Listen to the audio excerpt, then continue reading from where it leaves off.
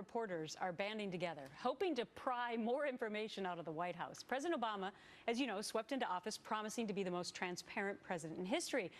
Well, these reporters say reality is far from the promise. The Society of Professional Journalists firing off a letter to the Oval Office. Major gripes include blocking requests to talk to specific people, delays in responding to interview requests, stretching past reporter deadlines, going on background, that is, refusing to release information unless the reporter agrees not to reveal who's actually speaking, and even blackballing writers for critical articles. So what's the real story? Katie Pavlich is news editor for townhall.com and a Fox News contributor. All right, Katie, what's the real story? You've had some experience.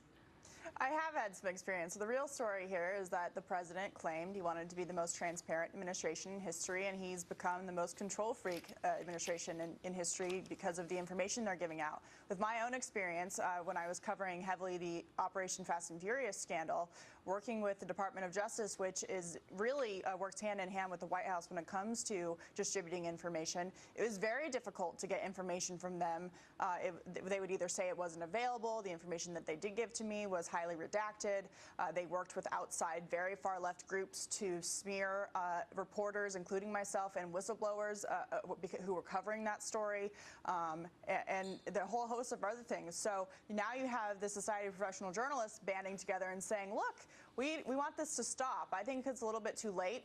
Obama's lack of transparency is nothing new. It's been going on for 6 years, but at least they're standing up to say something now. Yeah, because I know that you had said earlier to the producers you wish that they would have come forward earlier. I mean, why? Do you think it would have changed anything? Because quite honestly, I'm not so sure that because this letter goes to the Oval Office that suddenly the administration is going to say, oh yeah, let's be transparent. Well, I think especially after 6 years of kind of putting up with it, they're definitely not going to be transparent. I think if they would have pushed back a little bit at the beginning, which they didn't do because the media tends to be a little more liberal, I think they didn't want to push back on the White House because they tended to agree with them on a lot of things.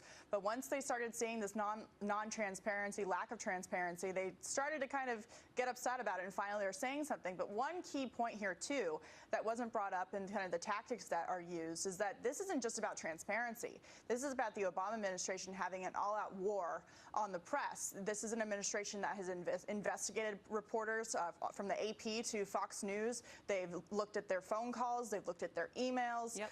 They've treated them as criminals in some cases for doing their jobs. So this isn't just simply about transparency.